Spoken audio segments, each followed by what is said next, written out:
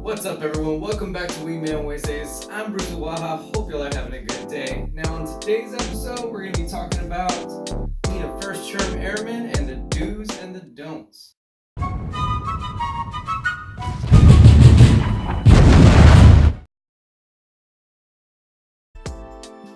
Now, despite what your base is, I feel like the following information is going to benefit you no matter what. Now, while the phrase, "it is what you make it," is true, it should be taken with a grain of salt. Now, let's be honest. Why not is not hate. But every place that you go to is going to have a sugar bubble.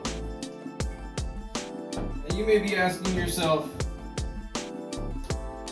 Gonzo, what's a sugar bubble? Well, a sugar bubble is when you first get there, everything is new to you, everything is sweet, everything is an adventure. However, no matter where you are, no matter what location that you're at, sooner or later, it's gonna pop.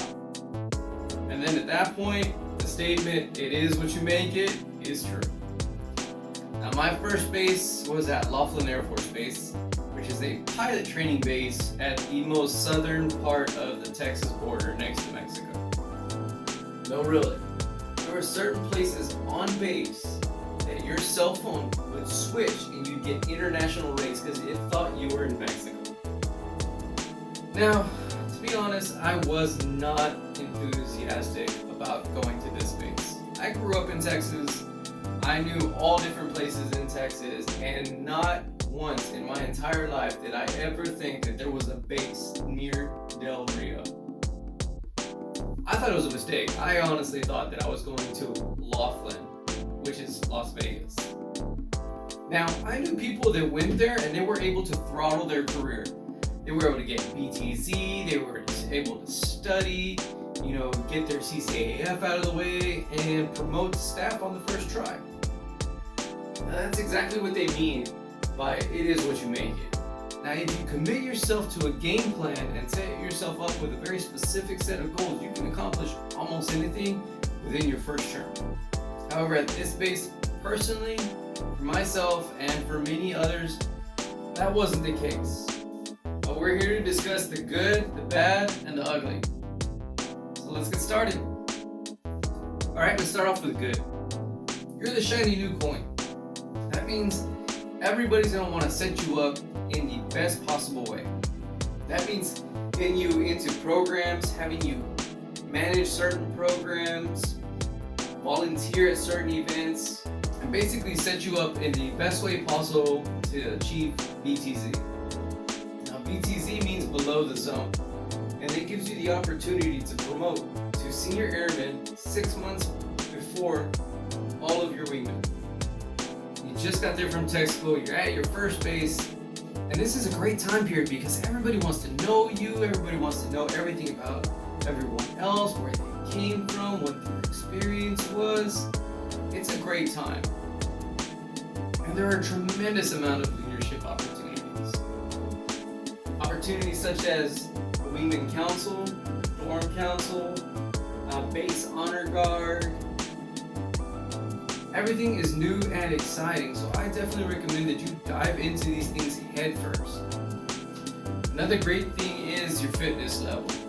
Not too long ago that you were in BMT, so there's a very good chance that your PT score is still pretty high up there. As long as you maintain a decent level of fitness during tech school, I'd say you'd be doing all right on your first PT test.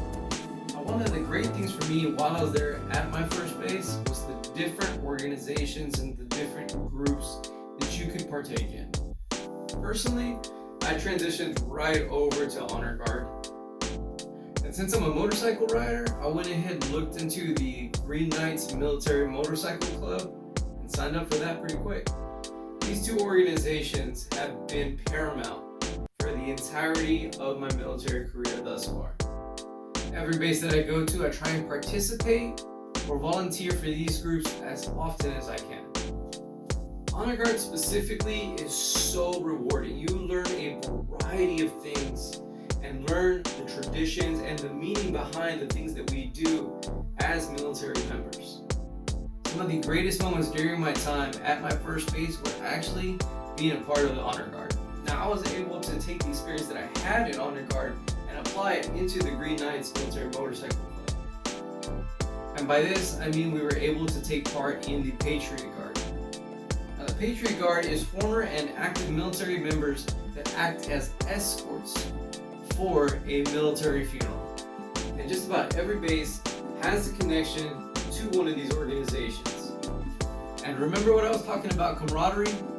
Anytime that you want to do some kind of fitness event, like an obstacle course race, which every base has their own, you have a committed team and an enthusiastic team that's there at your first base. You're going to make friends that are going to last you the rest of your military career and the rest of your life. To this day, I still talk to my wingman from my first base and ask them for their advice and what they're doing, because these guys are some of the ones that have known me the longest in my military career.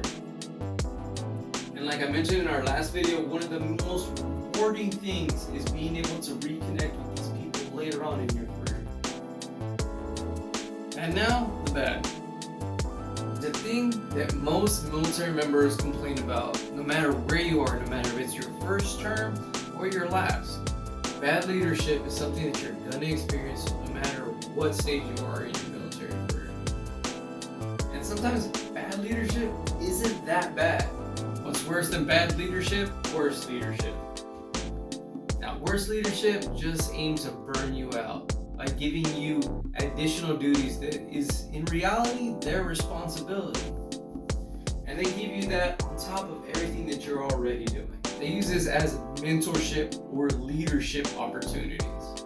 And while in some instances that is true, most of the time you're just chalked up with a bad seat. Sorry, that's just the way that it is. However, the great thing about being in the military is that everything has a time frame. So that bad leader or worse leadership eventually is going to retire, or they're going to PCS, or you're going to PCS or promote. The best advice that I can give you is don't volunteer for everything. However, if you volunteer for something, make sure it's something that you're passionate about, that you want to lead. Because people are going to see that, people are going to take notice to that, and you're going to attract a certain group of people and a certain group of wingmen and leaders to help you in your military career. Next, Blue Falcons. Now, Blue Falcons are known in the military by many different names. But essentially, these are the people that are supposedly your friends and your wingmen, but throw you under the bus and sacrifice you to make themselves look bad. The bad thing about coming in contact with Blue Falcons at your first base is because you don't know the signs, you don't know the people, you don't know their characteristics. So oftentimes, you're going to get blindsided by these people who are your supposed friends. Now, I hope this doesn't happen to you, but if this happens to you, learn from the experience. Don't allow it to make you jaded. Just learn from it and improve yourself, and make sure that you can identify that in the future so no one takes advantage of you later on in your career. Because Blue Falcons are going to be everywhere. So the sooner that you understand the type of people that they are, the better it's going to be for you. The next bad is favoritism. Well, what can I say? High school never really ends. You're going to be dealing with that immaturity and those weird little situations for the rest of your life. But take what you learned back then, keep that in mind, and use it to identify favoritism. Use it to progress yourself and temper yourself as an individual. That way you can progress. And if you see that a program should exist to help in this situation, don't wait on someone to do it. Go ahead and just do it yourself. Go through your channels, go through your leadership, and put together a solid plan to create whatever it is that you feel that your local community is lacking. Now, this is always going to exist. Do your best to make yourself an asset.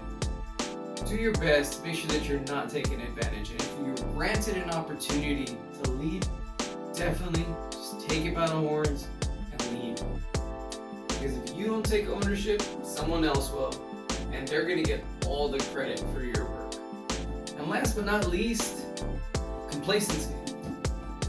At your first base, no matter where you are, no matter what activity you're doing, no matter what is around you, there is a very high probability that you're going to get complacent in your location and in your job. Do your best not to do that. Commit yourself to your education. Get involved in community groups and different organizations. Because before you know it, that 1 year, 2 year is going to turn into 5, and you're going to wonder, what did you do all this time? Talk to your supervisor, write down a game plan, and commit yourself to it. You'll be glad that you did. Also, on a financial matter, whenever they tell you about the TSP, sign up for it. Take 10% from your check and put it into that TSP. Over time, that money is just going to build and build and build, and you're going to forget about it until you need it. Now, there was a very specific phrase that was said to me, and it stuck with me through the years I've had in the military. When you get to a location, you might love the location and hate your job. You might love your job and hate the location. And now and then, you might hate the location and you hate the job. At that point, all you can do is better yourself as an individual, concentrate as much as you can on personal development, and volunteer for those short tour PCSs.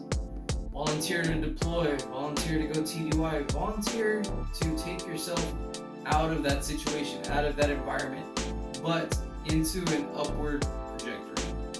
And finally, one of the biggest pieces of advice I can give you is network. Network with people on the base, not only military personnel, but civilians as well. Not only with civilians, but business owners. Get out there, meet these people, have these interactions with these individuals, have conversation, invite people to coffee, pick up coffee for different people. Get involved into your local community. That is one of the best things about being in the military. The fact that you're able to go to new places every so many years and meet all new people with different backgrounds, and they can offer you different opportunities for self-development, professional development, and education. A look back on the first 6 years of my military career were full of both humility and disappointment. That part of my Air Force career didn't go according to plan. However, it taught me a lot about who I am, and the person that I want to be, and the person I most definitely don't want to be. Do I regret joining the military? Absolutely not. However, I do regret letting my mouth run as freely as it did. Some people have the dream career, and I hope that that is you. However, for the individuals that are not that lucky, just know that it's temporary. They're gonna PCS, you're gonna PCS. And just keep in mind that those challenges are going to be at every base that you go to. Those same types of personalities are going to be everywhere.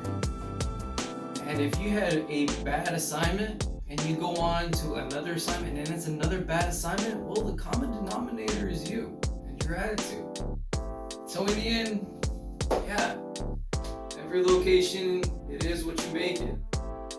But don't allow one bad leader, one bad assignment deter you from having a lifetime of opportunities in the military. Yeah, in conclusion, learn to get out of your own way. Learn a little bit of humility.